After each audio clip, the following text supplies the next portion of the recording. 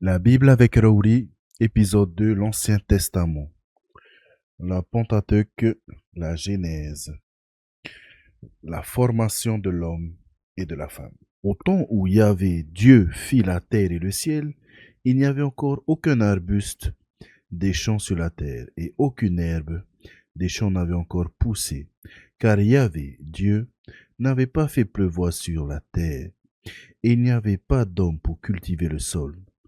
Toutefois, un flot montait de terre et arrosait toute la souffrance du sol. Alors Yahvé, Dieu, modela l'homme avec la glaise du sol. Il insuffla dans ses narines une haleine de vie, et l'homme devint un être vivant. Yahvé, Dieu, planta un jardin en Éden, à l'Orient, et il y mit l'homme qu'il avait modelé. Yahvé, Dieu, fit pousser du sol toute espèce d'arbre séduisant à voir et bon à manger. Et l'arbre de vie au milieu du jardin, et l'arbre de la connaissance du bien et du mal. Un fleuve sortait d'Éden pour arroser le jardin, et de là il se divisait pour former 4 bras. Le premier s'appelait le Pichon. Il contourne tout le pays de Havila, où il y a de l'or. L'or de ce pays est pur, et là se trouvait le Bédélium et la terre de Cornaline. Le deuxième fleuve s'appelle le Géant. Il contourne tout le pays de Cush. Le troisième fleuve s'appelle le Tigre. Il coule à l'orient d'Azur. Le quatrième fleuve est l'Euphrate. Yahvé, Dieu prit l'homme et l'établit dans le jardin d'Éden pour le cultiver et le garder. Et Yahvé, Dieu, fit à l'homme ce commandement. Tu peux manger tous les arbres du jardin, mais l'arbre de la connaissance du bien et du mal, tu ne mangeras pas. Car le jour où tu en mangeras, tu mourras. Yahvé Dieu dit, il n'est pas bon que l'homme soit seul. Il faut que je lui fasse une aide qui lui soit assortie. Yahvé Dieu modela encore du sol toutes les bêtes sauvages et tous les oiseaux du ciel, et il les amena à l'homme pour voir comment celui-ci les appelait. Chacun devait porter le nom que l'homme lui aurait donné. L'homme donna des noms à tous les bestiaux, aux oiseaux du ciel et à toutes les bêtes sauvages. Mais pour un homme, il ne trouva pas l'aide qui lui fît assortir. Alors Yahvé Dieu fit tomber une torpeur sur l'homme, qui s'endormit. Il prit une de ses côtes et referma la chair à sa place. Puis de la côte qu'il avait tirée de l'homme, Yahvé Dieu façonna une femme, et on l'amena à l'homme. Alors celui-ci s'écria, pour le coup, c'est l'os de mes os et la chair de ma chair. Celle-ci sera appelée femme, car elle fut tirée de l'homme. Celle-ci, c'est pourquoi l'homme quitte son père et sa mère et s'attache à sa femme, et deviennent une seule chair. Or, tous les deux étaient nus, l'homme et sa femme, et ils n'avaient pas honte l'un devant l'autre. Le récit du paradis. Le serpent était plus rusé de tous les animaux des champs que Yahvé Dieu avait fait. Il dit à la femme, alors Dieu a dit, vous ne mangerez pas de tous les arbres du jardin. La femme répondit au serpent, nous ne pouvons manger du fruit des arbres du jardin, mais du fruit de l'arbre qui est au milieu du jardin. Dieu a dit, vous n'en mangerez pas, vous n'y toucherez pas sous peine de mort. Le serpent répliqua à la femme, pas du tout, vous ne mourrez pas, mais Dieu sait que le jour où vous en mangerez, vos yeux s'ouvriront et vous serez comme des dieux qui connaissent le bien et le mal. La femme vit que l'arbre était bon à manger et séduisant à voir, et qu'il était cet arbre désirable pour acquérir le discernement. Elle prit de son fruit et mangea. Elle en donna aussi à son mari, qui était avec elle, et il mangea. Alors les yeux à tous deux s'ouvrirent, et ils connurent qu'ils étaient nus. Ils cousurent des feuilles de figuier et se firent des pagnes. Ils entendirent le pas de Yahvé Dieu, qui se promenait dans le jardin à la brise du jour. Et l'homme et sa femme se cachaient devant Yahvé Dieu parmi les arbres du jardin. Yahvé Dieu appela l'homme. Où es-tu? Dit-il. J'ai entendu ton pas dans le jardin, répondit l'homme.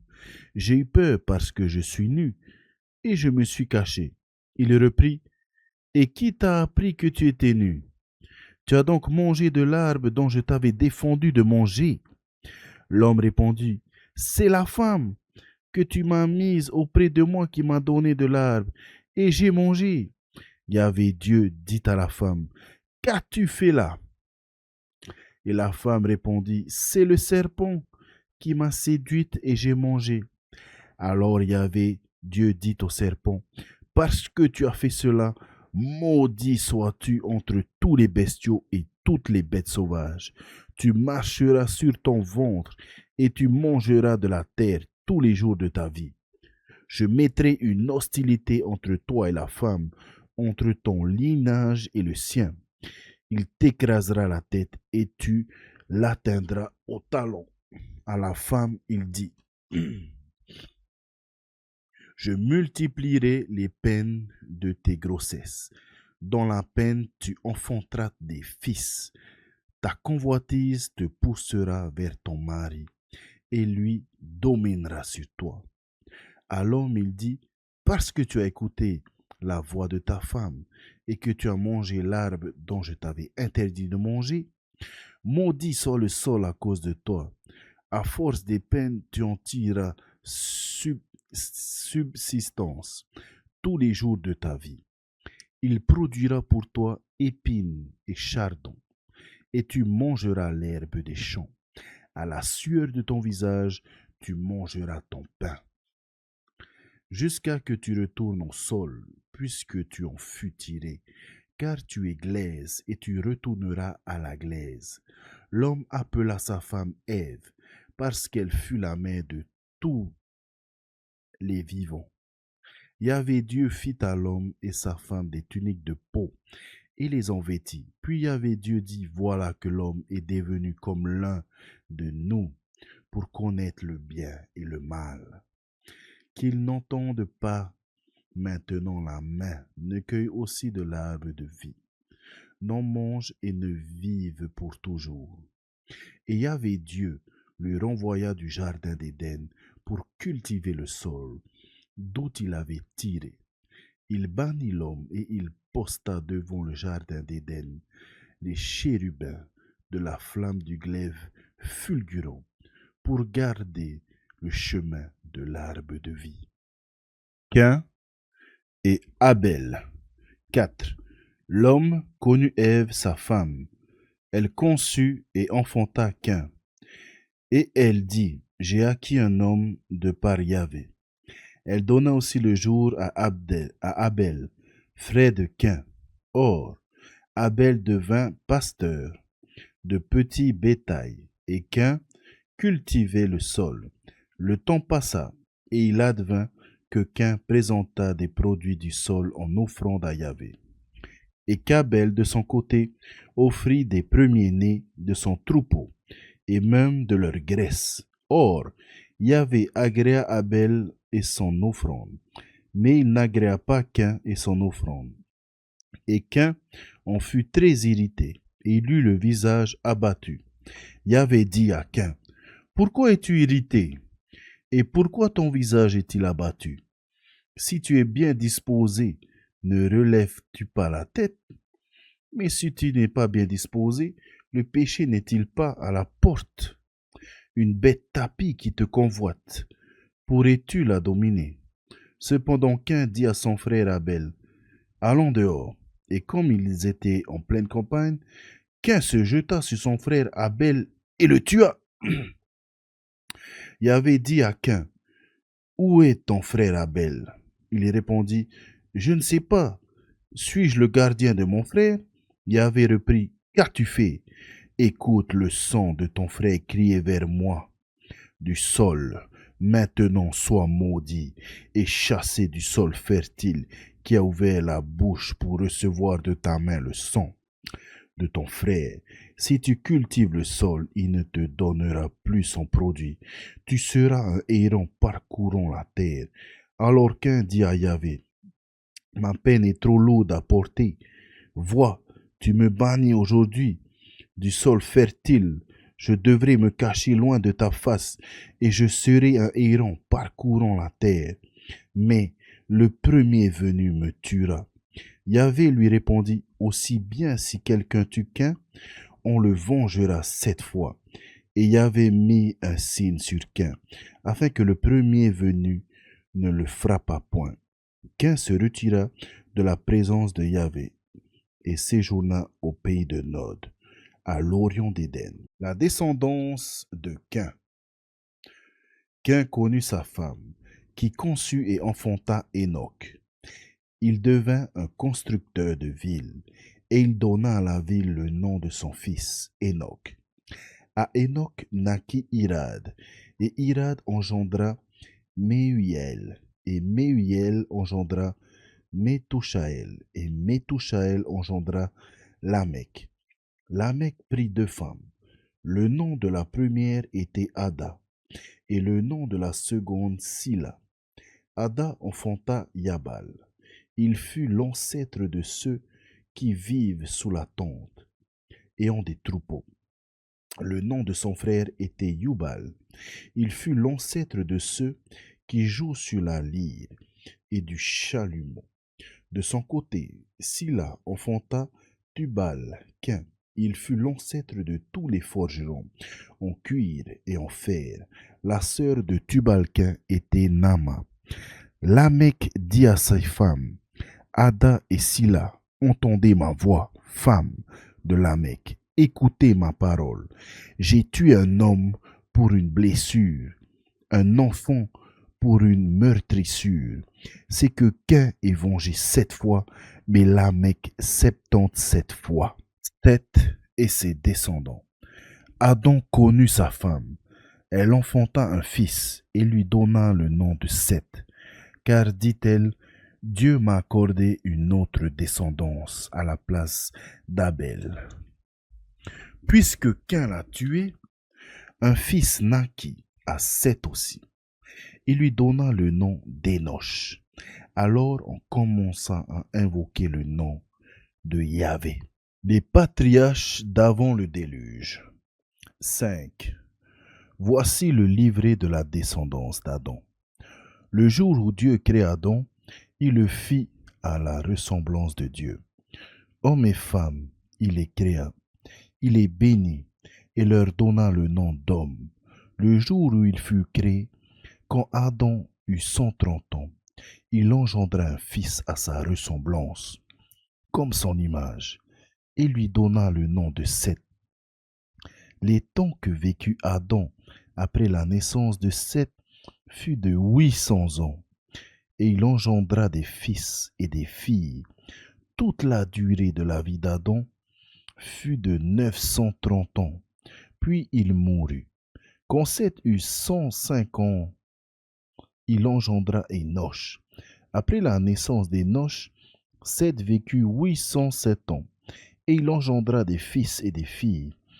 Toute la durée de la vie de Seth fut de 912 ans, puis il mourut.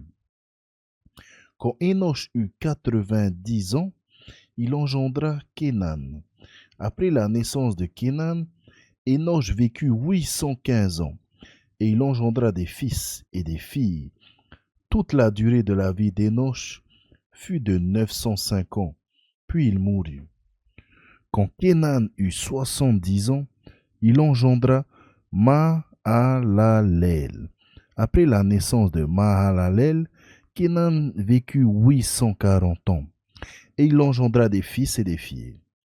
Toute la durée de la vie de Kénan fut de 910 ans, puis il mourut. Quand Kénan eut 65 ans, il engendra Yéred. Après la naissance de Yéred, Mahalalel vécut 830 ans, et il engendra des fils et des filles. Toute la durée de la vie de Mahalalel fut de 895 ans.